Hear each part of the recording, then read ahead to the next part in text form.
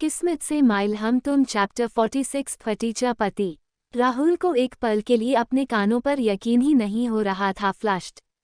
विनीता सच में उससे तलाक की बात कर रही थी। उसे सच में तलाक चाहिए था। राहुल ने खुद के इमोशन पर कंट्रोल किया। पेंसिव फेस, शायद अब वह भी थक गया था। इसीलिए उसने एक मध्यम आवाज में कहा, मैं जल्दी ही वकील से बात करूंगा। पेंसिव फेस, और तुम्हें जो भी एलिमनी चाहिए होगी वह तुम वकील को बता देना। विनीता, मुझे तुमसे कुछ भी नहीं चाहिए, बस जितनी जल्दी हो सके डिवोर्स फाइल कर दो। विनीता ये बोलकर वहां से चली जाती है और राहुल हताशा के साथ उसे जाता हुआ देखता है। अब तो उसने भी उम्मीद छोड़ दी थी विनीता के साथ अपने रिश्ते के सुधर जाने की। इधर जूही के घर पर जूही पूरी कोशिश कर रही थी कि विवेक उसे श्री और भाग्य की पार्टी में जाने से ना रोके। जूही के पास उसकी रूप के अलावा और कोई गुण तो था नहीं, इसीलिए उसने इसी का सहारा लेकर विवेक से परमिशन ली। जूही अलमारी से कपड़े निकालकर बेड पर फैला रही थी कि तभी विवेक रूम में आता। पूरे बेड पर कपड़े देखकर विवेक जूही के पास जाता है और उसे पीछे से हक करते हुए कहता है, क्या बात है जान, इतनी परेशान क्यों हो? विवेक के ऐसा करने पर एक तो जूही चीढ़ जाती है और मन में सोचती है, रात भर इसने मुझे परेशान किया है और अभी भी रोमांस सूझ रहा है। पर वह विवेक को कुछ कह नहीं सकती थी क्योंकि विवेक बहुत मुश्किल से माना था। इसीलिए अपने शब्दों में मिठास घोलते हुए जूही पलटती है और विवेक के गले में बाहें डालते हुए, देखो ना बेबी, हम इतने बड़े फंक्शन में जाना है और मेरे पास पहनने के लिए कपड़े ही नहीं है। विवेक एक नज़र बेड पर देखता है और फिर अलमारी पर। उसके बाद वह जूही से कहता है, बेड पर रखने की जगह नहीं हो रही है और अलमारी भरी पड़ी है, उसके बाद भी तुम ये कह रही हो कि तुम्हारे पास कपड़े नहीं है। जूही भी वैसे ही कहती है, अरे ये सारे कपड़े तो पुराने हो गए हैं, अब इतने बड़े फंक्शन में जा रहे हैं, कम से कम ढंग के कपड़े तो होनी चाहिए ना। विवेक जूही की बाहें अपने गले से हटाते हुए कहता है, जूही कौन सा वह हमारा फंक्शन है, हम वहां पर बस गेस्ट बनकर जा रहे हैं। सबकी नज़रें बस श्री और भाग्य पर होगी, हम कुछ भी पहनेंगी किसी को क्या मतलब है। जूही अपने मन में कहती, एंग्री अबे गधे, तेरी शक्ल सच में गधे जैसी है, तो तेरी शक्ल को देखने में किसी को इंटरेस्ट नहीं है, पर मैं तो दिखने में खूबसूरत होना पाउटिंग, लोग मुझे तो देखेंगे। जूही ने अपने चेहरे पर फिर से मुस्कान पहनी और विवेक से कहा, कैसी बातें कर रहे हो, वह मेरी बहन और जीजा जी हैं और मैं श्री की बहन हूँ। श्री अगर किसी को मुझसे मिल पाएगी भी तो क्या इन पुराने कपड़ों में मिलवाएगी। विवेक एक नज़र उन कपड़ों को देखता है और फिर जूही को घूरते हुए कहता है, 1 महीने की शादी में तुमने सिर्फ शॉपिंग ही करी है और इनमें से ज़्यादातर कपड़े तुमने पहने भी नहीं है। तुम मुझसे ये कह रही हो कि तुम्हारे पास पहनने के लिए कपड़े नहीं है, तुम सच में मजाक कर रही हो ना। विवेक बेड के पास आता है और उसमें से एक हैंगर पर लगी ड्रेस को उठाते हुए जूही के सामने करते हुए कहता है, देख रही हूँ ये ड्रेस 25,000 की है और तुमने बस इसे लेकर अलमारी में सजा कर रखा है, इसे ही पहन लो। जूही को गुस्सा तो बहुत आ रहा था, पर फिलहाल उसने अपने गुस्से को काबू किया और मुस्कुराते हुए कहा, हाँ शायद तुम ठीक कह रहे हो, मुझे यही ड्रेस पहननी चाहिए। जूही विवेक की हाथ से वह ड्रेस लेती है और कहती, तुमने तो मेरी प्रॉब्लम ही सॉल्व कर दी, कितनी अच्छी ड्रेस है, मैं पार्टी में इसे हुई पहनाऊंगी। विवेक ने एक नज़र जूही को देखकर मुस्कुराया और फिर कमरे से बाहर चला। उसके बाहर जाते ही जूही ने वह ड्रेस बेड पर फेंक दिया जैसे कि वो कोई कूड़ा है और गुस्से में दरवाजे की तरफ देखते हुए कहा, पाउटिंग, फटीचा कहीं का पाउटिंग, वहाँ श्री लाखों करोड़ों के कपड़े पहन कर आएगी, उसके सामने मैं ये 20-25 हज़ार की ड्रेस पहन कर जाऊंगी पाउटिंग।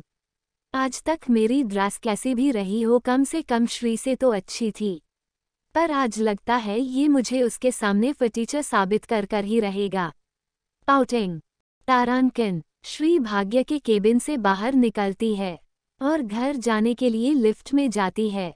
श्री को ग्राउंड फ्लो का बटन दबाना था पर गलती से वो फर्स्ट फ्लो का बटन दबा देती है। लिफ्ट जब फर्स्ट फ्लो पर रुकती है तो श्री बाहर आती है। जब उसे लगा कि वह गलती से दूसरे फ्लो पर आ गई तो वह लिफ्ट में वापस जाने के लिए जाती है पर तब तक लिफ्ट बंद हो चुकी। श्री सीढ़ियों से नीचे जाने के लिए आगे बढ़ती है कि इतने में ट्रेनिंग हॉल से कुछ लोग बाहर निकलते हैं। तभी श्री को अपने कानों में एक आवाज सुनाई देती, श्री पलटकर देखती है तो उसकी आंखें हैरानी से बड़ी हो जाती है। सामने प्रिया खड़ी थी। प्रिया भी श्री को देखकर हैरान होती है पर फिर उसे याद आया कि वह कार्बन के ऑफिस में काम करती है और श्री यहाँ के बॉस की वाइफ है। स्माइल। प्रिया को अपने सामने देखकर श्री बहुत खुश होती है। वह जल्दी से उसके पास जाती है और उसके गले लग जाती है।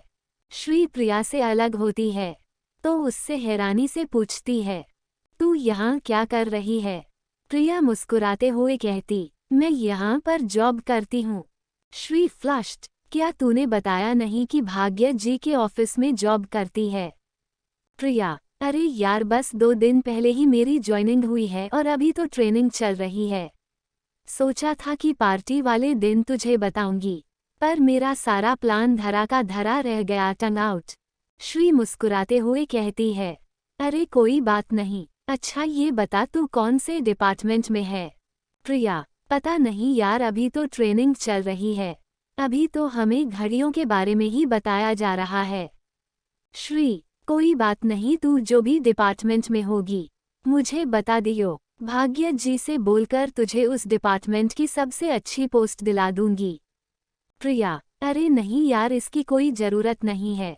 मुझे जो भी पोस्ट मिलेगी उसे मैं अपनी मेहनत से हासिल करना चाहती हूँ। ये सब छोड़, तू ये बता तू ऑफिस में क्या कर रही है?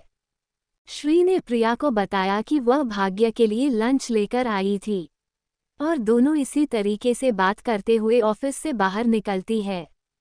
47 पर कटी चुड़ैल। आज शाम को श्री और भाग्य का रिसेप्शन था।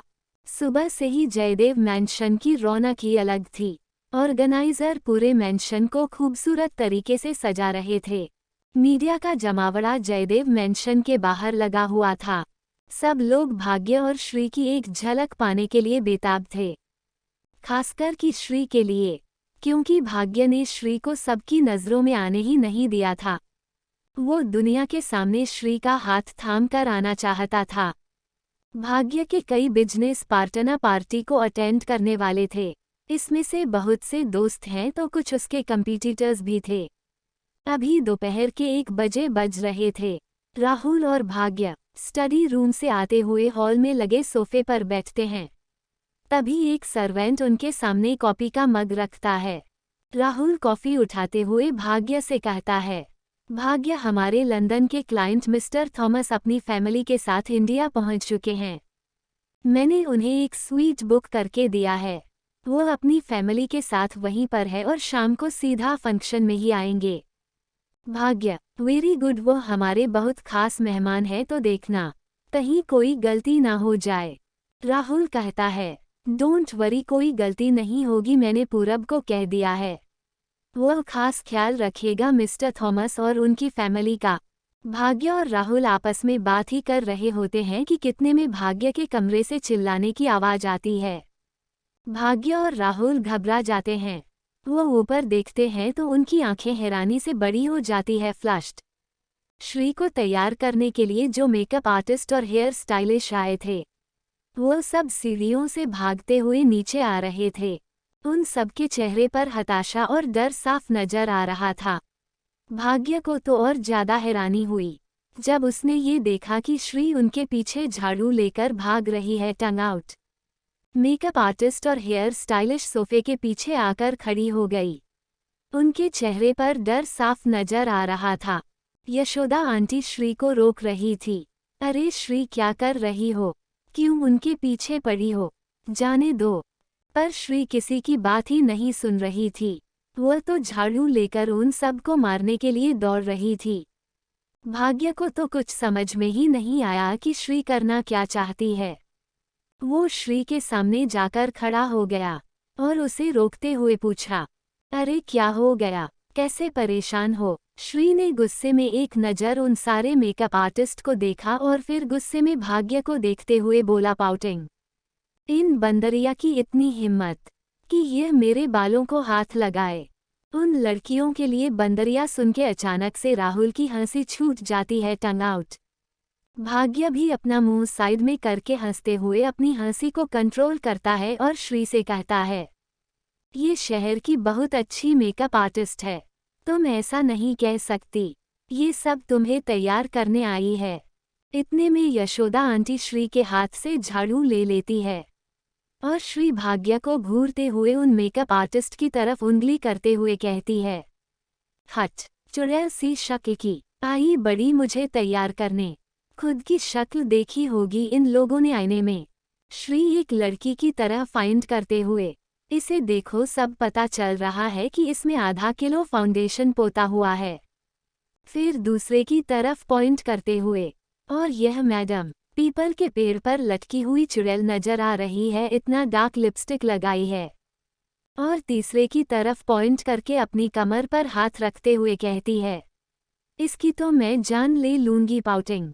ये कह रही थी मेरे बाल काटेगी, खुद के बाल देखे पर कटी कही की। भाग्य उस हेयर स्टाइलिश की तरफ देखते हुए कहता है, तुम श्री के बाल काट रही थी? हेयर स्टाइलिश नहीं सर, बस ट्रिम कर रहे थे। श्री, पाउटिंग, कैची तो लगती ना, खुद ने तो बाल लड़कों जैसे रखे हुए हैं। भाग्य श्री को शांत कराते हुए कहता, बस अपना काम कर रही थी। तुम आज सुंदर देखो, बस इसलिए ये लोग अपना काम कर रहे थे। तुम्हें नहीं पसंद था तो मना कर देती। श्री, मैं खुद तैयार होकर भी इन लोगों की सजावट से तो ज़्यादा ही सुंदर लगाऊंगी। मुझे किसी मेकअप आर्टिस्ट की ज़रूरत नहीं है। भेजिए इन सब को यहाँ से। भाग्य, ठीक है, भेज देता हूँ। फिर तुम्हें तैयार कौन करेगा? तभी दरवाजे से प्रिया की आवाज़ आती है, मैं करूँगी। प्रिया को देखकर श्री खुश होती है और भागकर जाकर उसके गले लग जाती है। प्रिया श्री से अलग होती है और भाग्य को देखकर कहती है, जीजा जी, अगर आपको बुरा ना लगे तो क्या मैं श्री को तैयार कर दूं? भाग्य कहता है, हमारी साली जी का हुक्म सर आंखों पर, आखिर आप मेरी आधी घरवाली जो हो, टंग आउट। भाग्य ये कहने पर प्रिया शर्मा जाती है और राहुल, यशोदा आंटी और श्री हंसने लगती हैं। श्री प्रिया को लेकर अपने कमरे में चली जाती है। श्री भाग्य की कमरे में तैयार हो रही थी और भाग्य दूसरे कमरे में। शाम होते होते तक सारे मेहमान और मीडिया भाग्य मेंशन के गार्डन में मौजूद थे। आज हर जगह, हर न्यूज़ चैनल और हर अखबार में भाग्य और श्री के रिसेप्शन की ही बातें हो रही थी। इंटरनेट पर आज का हॉट टॉपिक भाग्य जयदेव की पार्टी का ही था और सबसे ज़्यादा सर्च करने वाली चीज़ भाग्य और श्री की शादी की फ़ोटो थी, जो कि उन्हें कहीं मिल ही नहीं रही थी। भाग्य ने सबको सख्त हिदायत दी थी कि जब तक वो और श्री एक साथ मीडिया के सामने नहीं आते तब तक श्री की कोई भी इन्फॉर्मेशन लीक नहीं होनी चाहिए। इसीलिए श्री को देखने के लिए मीडिया की क्यूरियोसिटी ज़्यादा बढ़ गई थी। भाग्य तैयार हो चुका था, लेकिन उसका ब्लेजर उसके रूम में ही छूट गया था। इसलिए जब वह अपना ब्लेजर लेने के लिए अपने रूम में जाता है तो श्री को रेसिंग के सामने देख उसकी आंखें बाहर आ जाती। फ्लश्ड 48 खूबसूरत चीज़ों को नज़र लगती है। श्री ने वही साड़ी पहनी थी जो भाग्य ने उसे गिफ्ट की थी। वह साड़ी खूबसूरत थी या श्री उससे ज़्यादा उस साड़ी में खूबसूरत लग रही थी, यह बता पाना मुश्किल था। भाग्य की इंटेंस नज़रें अपने ऊपर पाकर श्री शर्म से लाल हुए जा रही थी। उसने अपनी नज़रें जमीन में गाड़ ली। स्माइल। भाग्य धीरे कदमों से चलकर श्री के पास आता है और उसके सामने खड़ा हो जाता है। क्या ही तारीफ करता वह श्री की।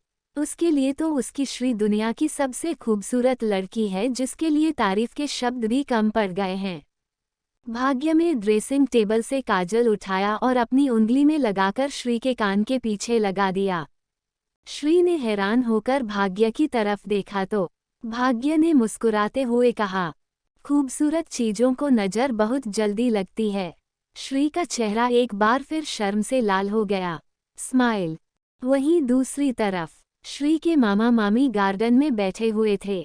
मामी तो वहां की चकाचौंध देखकर ही बेहोश होने को हो रही थी। और मामा जी की नज़रें बेताबी से इंतजार कर रही थी श्री को देखने के लिए। इस पार्टी में शहर के जाने माने लोग मौजूद थे जिन्हें आज तक सिर्फ मैगजीन या टीवी पर ही देखा गया था। अपने सामने इतने बड़े बड़े लोगों को देखकर श्री की मामी कैसे चेहरे का रंग ही उड़ गया था।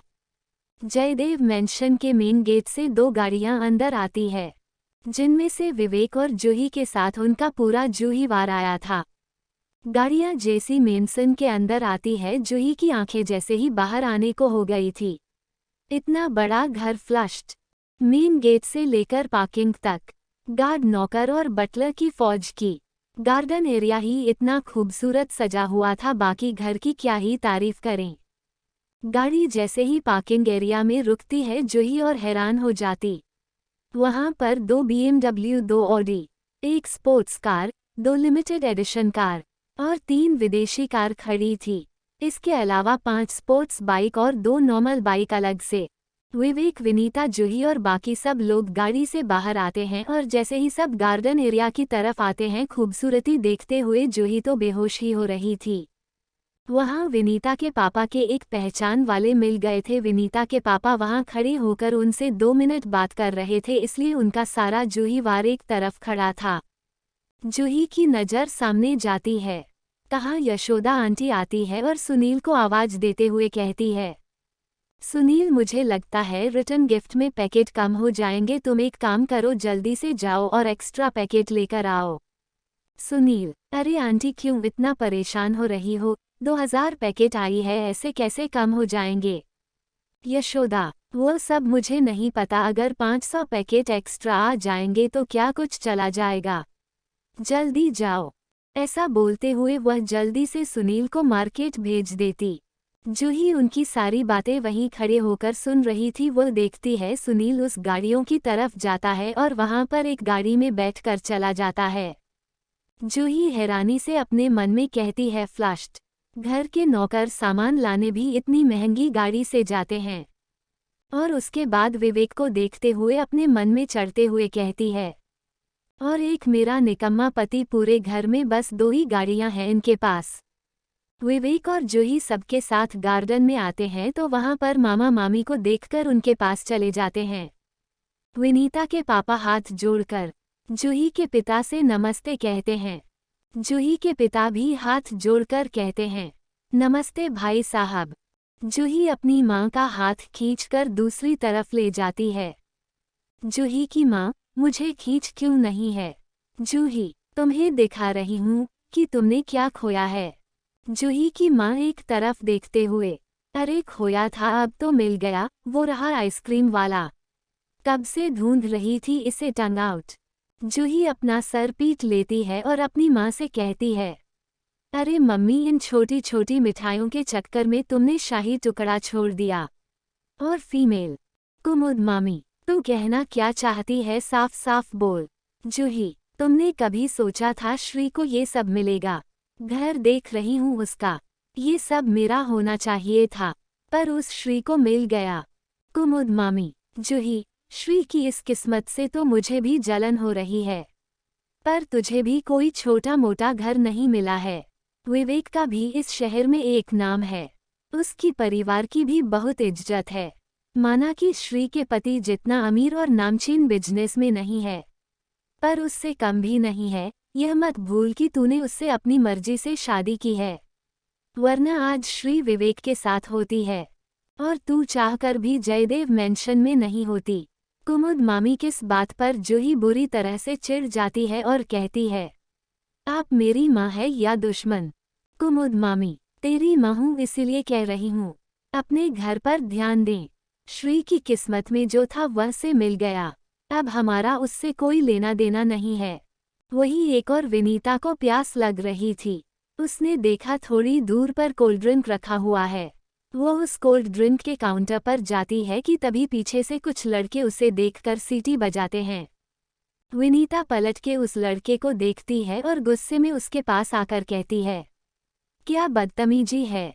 लड़का, बदतमीजी कैसी मैडम, आप अच्छी लगी इसलिए कम्प्लीमेंट दी है। विनीता, तुम्हारी बहन भी लगती होगी, कभी उसे भी ऐसा कम्प्लीमेंट दिया करो। लड़का गुस्से में कहता है, हमें अकड़ दिखा रही है, अभी बताता हूँ पाउटिंग। ऐसा कहते हुए वह विनीता का हाथ पकड़ लेता है। विनीता उससे अपना हाथ थोड़ा ही रही होती है, लेकिन इतने में किसी ने उस लड़के को कॉलर से घुमाया और उसके मुंह पर जोरदार पंच मारा। विनीता हैरानी से देखती है, सामने राहुल गुस्से में उस लड़के को घूर रहा था। राहुल ने गुस्से में उस लड़के को उठाया और उसके दोनों कॉलर को झंझोड़ते हुए कहा, how the year to touch my wife pouting. इस तरफ थोड़ा अंधेरा था और म्यूजिक की आवाज की वजह से लोगों का ध्यान इस तरफ नहीं। अब तो उस लड़के की हवा निकल गई। राहुल ने गुस्से में एक बॉडीगार्ड को बुलाया और उस लड़के को उस बॉडीगार्ड के हवाले करते हुए कहा, निकालो इसे बाहर। राहुल विनीता की तरफ देखता है तो विनीता उसे देखकर धीरे से थैंक्स कहती है। राहुल कहता है, इट्स ओके, तुम्हारी जगह कोई और होता तभी शायद मैं यही करता। राहुल ऐसा कहकर वहां से चला जाता है, पर यह बात विनीता को बिल्कुल अच्छी नहीं लगी। उसके मन में कुछ चुभा। 49 रिसेप्शन पार्टी। भाग्य की पार्टी में सब लोग अपने अपने तरीके से पार्टी एंजॉय कर रहे थे, पर सबको इंतजार था भाग्य और उसकी बेटा हाफ का। जहां जूही ये देखना चाहती थी कि नौकरों की तरह जिंदगी जीने वाली श्री आज कैसे अचानक से महारानी की जिंदगी जी रही है, जो जिंदगी उसकी होनी चाहिए थी।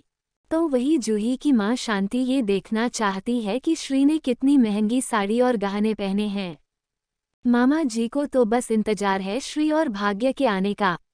स्माइल। राहुल और प्रिया अपने दोस्त की खुशी में खुश थी। विनीता आई तो अपने परिवार के साथ ही, पर यहाँ राहुल को देखकर उसका सारा ध्यान अब राहुल पर था, क्योंकि इस समय राहुल प्रिया एक टेबल पर बैठे एक दूसरे से बातें कर रहे थे और बीच बीच में मुस्कुरा भी रहे थे। विवेक को इस पार्टी में कोई इंटरेस्ट नहीं था, इसलिए उसने एक ड्रिंक ली और चुपचाप जूही के साथ बैठकर एक टेबल पर ड्रिंक एंजॉय करने लगा। वो यहाँ पर बस जूही के कहने पर ही आया है। तभी अचानक से पूरी महफिल की लाइट चली जाती है और एंट्रांस पर एक फोकस लाइट जलती है।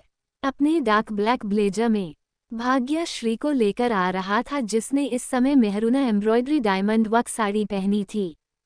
दोनों ने जैसे ही महफिल में कदम रखे, तालियों की शोर और तारीफों के शब्द दोनों के लिए बिछड़े लगे थे। भाग्य श्री का हाथ था, मैं उसे स्टेज पर लेकर आता है। इस समय पूरी मीडिया की लाइट श्री के ऊपर फोकस थी। लाइव ब्रॉडकास्टिंग होने की वजह से श्री का चेहरा सबको लाइव दिखाया जा रहा था। इतने सारे मीडिया के सवाल और कैमरे की फोकस से श्री अचानक से डर जाती है और कस के भाग्य का हाथ पकड़ लेती है। भाग्य को इन सब की आदत, पर वह श्री की मन की बात भाप गया था, इसीलिए उसने राहुल को इशारा किया कि वह मीडिया को पीछे करें। भाग्य का इशारा पाकर राहुल ने सारी मीडिया को एक तरफ जाने का कहा और डिनर का अनाउंसमेंट किया। मेहमान एक एक करके आ रहे थे और भाग्य और श्री को शादी की मुबारकबाद के साथ गिफ्ट भी दे रहे थे। जहां विवेक श्री और भाग्य को देख तक नहीं रहा था तो वही जूही, उसने टिश्यू पेपर के चिथड़े कर चुकी थी जो इस वक्त उसके हाथ में थी। श्री के ऊपर इतनी सारी अटेंशन जूही को पूरी टेंशन में डाल चुकी थी। मामा जी एक तरफ बैठे भाग्य और श्री को एक साथ देखकर मुस्कुरा रहे थे, तो वही श्री की मामी इस समय उनकी नज़र तो श्री के पहने सेट पर थी और वो उसे चुराने का तरीका ढूंढ रही थी। राहुल सारे मेहमानों का डिनर का बोलकर जब वापस आ रहा था तब उसने देखा कि प्रिया एक तरफ खड़े होकर कुछ देख रही है। वो प्रिया के पास जाता है। क्या हुआ प्रिया, तुम यहाँ खड़े होकर क्या कर रही हो? प्रिया डिनर की तरफ पॉइंट करते हुए कहती है, मुझे भूख लग रही है, पर यहाँ इतने सारे लोग हैं। राहुल मुस्कुराते हुए कहता है, अरे तो इसमें टेंशन लेने वाली कौन सी बात है, आओ मेरे साथ। राहुल प्रिया को एक टेबल पर बैठता है और वेटर से कहता है, मैडम के लिए डिनर ले आओ। प्रिया राहुल को देखकर मुस्कुराती है तो राहुल स्माइल करके कहता है, प्रॉब्लम सॉल्व। राहुल किस तरीके से बोलने पर प्रिया भी हंस पड़ती है। राहुल देखता है कुछ और मेहमान आए हैं, उन्हें अटेंड करने के लिए चला जाता है। प्रिया टेबल पर अकेली बैठी थी कि तभी उसे विनीता की आवाज़ आती है। सोचा नहीं था इतनी जल्दी इम्प्रेस कर लोगी राहुल को। प्रिया पलटकर देखती है तो सामने विनीता खड़ी थी। ये पहली बार था जब विनीता प्रिया से बात कर रही थी। प्रिया अपनी जगह से खड़ी होती है और विनीता को देखकर कहती है, विनीता जी आप गलत समझ रही हैं। मैं और राहुल बस अच्छे दोस्त हैं। प्लीज आप उनके साथ ऐसा मत कीजिए। विनीता, ओह शट अप। मैं खूब जानती हूँ तुम जैसी लड़कियों को, अमीर लड़के हो या शादीशुदा लड़के, तुम लोगों के लिए कोई कैरेक्टर मायने ही नहीं रखता। प्रिया, एंग्री, देखिए विनीता जी आप मेरी बेइज्जती कर रही है। मैंने आपसे कहा ना कि मेरा और कभी का ऐसा कोई रिश्ता नहीं है जैसा आपको दिखाया जा रहा है। हम दोनों बस अच्छे दोस्त हैं और मैं आपके कहने पर राहुल से अपनी दोस्ती नहीं तोड़ूंगी। प्रिया ऐसा कहती है और वह गुस्से में वहां से चली जाती है। विवेक का परिवार भाग्य और श्री के पास आता है। विवेक की माँ एक सेट निकालकर श्री को देती है तो श्री हैरानी से उन्हें देखती है। विवेक की माँ प्यार से श्री के सर पर हाथ रखती है और कहती है, लिया तो इसे तुम्हारे लिए ही था, सोचा नहीं था इस तरीके से दूंगी। विनीता के पापा आगे आते हैं और श्री से कहते हैं, बहुत इच्छा थी कि तुम्हें अपने घर की बहू बनाएंगे, किस्मत को कुछ और ही मंजूर था। बहू नहीं बनी तो क्या हुआ, तुम मेरी बेटी हो और मेरी इस बेटी को जिंदगी में कभी भी इस परिवार की जरूरत पड़े तो सोचना मत। श्री ने मुस्कुराकर हमें जवाब दिया। उनके जाने के बाद विवेक और जूही आते हैं। विवेक सीधे भाग्य से हाथ में लाता है और कांग्रेचुलेशन बोलकर चला जाता है। पर जूही इतनी जल्दी कहाँ जाने वाली थी। वह पहले जाती है और श्री के गले लग जाती है। श्री को थोड़ा अजीब तो लगा था क्योंकि आज तक जूही ने उसे कभी सीधे मुंह बात तक नहीं की थी और आज सीधे उसके गले पड़ गई। जूही श्री से अलग होती है और उसको ऊपर से नीचे तक देखते हुए कहती है, वाओ श्री तुम तो पूरी बदल गई। इतनी महंगी साड़ी, इतनी महंगी गहने, इन सब में तो तुम पूरी बदल ही गई। श्री को अच्छी तरह से मालूम था कि जूही और गिरगिट में कोई फर्क नहीं है, इसलिए उसने अपने चेहरे पर मुस्कान बरकरार रखते हुए, पर तुम बिल्कुल नहीं बदली। अचानक से जूही का जो चेहरा मुस्कुराता था उसकी हंसी गायब हो गई, क्योंकि वह समझ गई थी कि श्री उसे डोंट मार रही है। जूही भाग्य की तरफ हाथ बढ़ाकर उसे साइड हग करने वाली थी, पर इतने में श्री ने जूही का हाथ पकड़ लिया और विवेक की तरफ इशारा करते हुए कहा, तुम्हारा पति तुम्हारा इंतजार कर रहा है, मेरे पति पर डोरे मत डालो। श्री कैसा कहने पर भाग्य की हंसी छूट जाती है और जूही मुंह बनाते हुए चली जाती है। 50 वो प्रोस्टिट्यूट थी, तुम बीवी हो। भाग्य के कुछ इम्पोर्टेंट क्लाइंट जो फॉरेन से आए थे वह भी इस पार्टी में मौजूद थे। भाग्य श्री को लेकर पर्सनली उनसे मिलने गया था। भाग्य सबको श्री से इंटरव्यूज करवाता है। यशोदा आंटी इस चीज का ख्याल रख रही थी कि पार्टी में किसी चीज की कमी ना रह जाए। विनीता देखती है कि राहुल अभी भी प्रिया के साथ खड़े होकर किसी से बात कर रहा था। उसका पूरा ध्यान इस पार्टी पर सिर्फ राहुल और प्रिया पर था। विनीता देखती है कि राहुल दूसरी तरफ जा रहा है तो वो उसके पीछे जाती। राहुल एक कोल्ड ड्रिंक लेकर जब वापस मुड़ता है तो अपने सामने विनीता को देखता है। विनीता एक व्यंग के साथ कहती है, अपनी गर्लफ्रेंड के लिए ले जा रहे हो? राहुल, इस सवाल का जवाब देना मैं तुम्हें जरूरी नहीं समझता। विनीता, मत भूलो मैं अभी भी तुम्हारी वाइफ हूँ। डिवोर्स नहीं हुआ है हमारा अभी तक। राहुल कोल्ड ड्रिंक टेबल पर रखते हुए विनीता के सामने आता है और कहता है, और तुम ये भी मत भूलो कि अब हम साथ में नहीं है।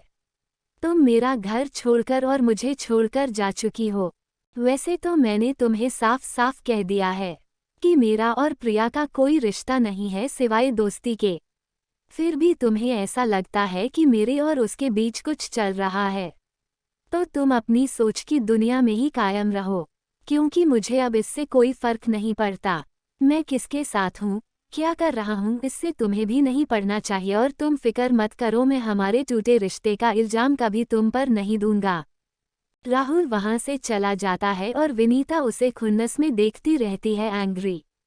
राहुल और विनीता जब बात कर रहे थे तब उन्हें नहीं पता था कि उनकी बात पीछे से श्री भी सुन रही है। उसे इतना तो मालूम था कि राहुल और विनीता के बीच कुछ गलतफहमियां हैं, जिस वजह से वह फिलहाल साथ नहीं है। पर बात डाइवोर्स तक पहुंच गई है, ये उसे नहीं पता था। राहुल के जाने के बाद श्री विनीता के पास आती है और कहती है, आप गलत समझ रही है विनीता जी। विनीता हैरान हो जाती है श्री को अपने सामने देखकर। श्री आगे कहती है, राहुल भैया और प्रिया के बीच में कुछ भी नहीं है। आप एक शक की वजह से अपना बसा बसाया घर बर्बाद कर रही है। विनीता श्री के सामने अपने दोनों हाथ बांधती है और उससे कहती है, तुम्हें पता है श्री, मैं तुम्हारे और भाग्य के रिसेप्शन पार्टी में क्यों आई हूँ? श्री हैरानी से विनीता को देखती है। विनीता की कहती है, क्योंकि मैं देखना चाहती थी एक अनचाहे रिश्ते में इंसान इतना खुश कैसे रह सकता है। श्री के चेहरे का भाव बदल गए और उसने हैरान होकर पूछा, आप कहना क्या चाहती हैं? विनीता व्यंग से मुस्काती है और कहती, कम ऑन श्री, इतनी भी भोली नहीं हो तुम। तुम्हारी शादी विवेक से होने वाली थी, पर विवेक ने तुम्हें ना चुनकर जूही को चुना और भाग्य ने तरस खाकर तुमसे शादी कर ली। और तुमने भी तो भाग्य को कितनी जल्दी एक्सेप्ट कर लिया। श्री ने थोड़े गुस्से के भाव से, देखिए आप राहुल भैया की वाइफ हैं, मैं इसलिए आपकी इज्जत करती हूँ और मैं आपसे साफ साफ कह देती हूँ, भाग्य जी ने मुझसे तरस खाकर शादी नहीं की। वो मुझे पहले से ही पसंद करते थे और यह बात वह मुझे कई बार बता चुके हैं। विनीता स्मग, पसंद? हाँ, तुम पहली नहीं हो जिसे वह पसंद करता है। तुमसे पहले भी वह कईयों को। श्री पाउटिंग, विनीता जी आप अपनी हद से आगे बढ़ रही हैं। आप राहुल भैया की वाइफ है और जूही की ननंद है। बस इसीलिए मैं आपकी रिस्पेक्ट कर रही हूँ। इसका ये बिल्कुल मतलब नहीं है कि मैंने आपको ये हक दिया है कि आप मेरे और भाग्य जी के रिश्ते पर सवाल उठाए। बेहतर यही होगा कि मेरा घर परिवार कैसा है, ये जानने से बेहतर है कि आप अपने घर परिवार पर ध्यान दें। विनीता स्मग, अरे श्री, तुम तो भड़क गई। मैंने ऐसा भी क्या कह दिया जिससे तुम इतनी नाराज हो गई? अच्छा ठीक है, मैं तुम्हारे और भाग्य के रिश्ते पर सवाल नहीं उठाऊंगी। मैं होती ही कौन हूँ तुम दोनों के रिश्ते पर सवाल उठाने वाली? वो सब छोड़ो, तुम ये बताओ तुम्हारे और भाग्य की पर्सनल लाइफ कैसी चल रही है? श्री अभी भी विनीता को गुस्से में घूर रही थी और विनीता ने मजाक उड़ाने वाले अंदाज में कहा, अरे मेरा कहने का मतलब है कि तुम और भाग्य एक कमरे में कैसे रहती हो? श्री पाउटिंग, फिलहाल तो मुझे लगता है कि आपको राहुल भैया से अपने बिगड़े रिश्ते सुधारने पर ध्यान देना चाहिए, ना कि इस बात पर कि मेरे पति के साथ एक कमरे में कैसा रिश्ता है। विनीता स्मग, अरे तुम तो फिर नाराज हो गई और मैं ही पागल हूँ जो तुमसे इतना फालतू सवाल कर रही हूँ। आखिर भाग्य तुम्हें खुशी रखता होगा, सिर्फ पैसे के मामले में ही नहीं, पर्सनल मामलों में भी। आखिरकार तुम पहली थोड़ी ना हो जो कि कमरे तक गई हो। श्री पाउटिंग, आप अपनी हद से आगे बढ़ रही हैं। मुझे पता है आप भाग्य जी को पसंद नहीं करती, इसीलिए आप मुझे उनके खिलाफ भड़का रही हैं। पाउटिंग, विनीता, मुझे क्या मिलेगा तुम्हें भड़का के? अगर तुम्हें भाग्य पर इतना ही भरोसा है तो जाओ जाके उससे खुद ही पूछ लो। तुम पहली नहीं हो जो भाग्य के कमरे तक गई है। बस फर्क सिर्फ इतना है कि वह सब हाई प्रोफाइल कॉल गर्ल थी जिसे वह सिर्फ अपना मन बहलाने के लिए लाता और तुम्हें बीवी बनाकर ले आया। श्री यह सुन के पूरी तरह से कांप गई थी। उसे विनीता की कही बातों पर यकीन नहीं था, पर विनीता भाग्य पर इतना बड़ा इल्जाम नहीं लगाएगी। जरूर विनीता श्री को भाग्य के खिलाफ भड़का रही है। श्री ने अपने आंसू पहुँचे और उस तरफ चली गई जहां पर भाग्य अपने क्लाइंट के साथ बैठा था।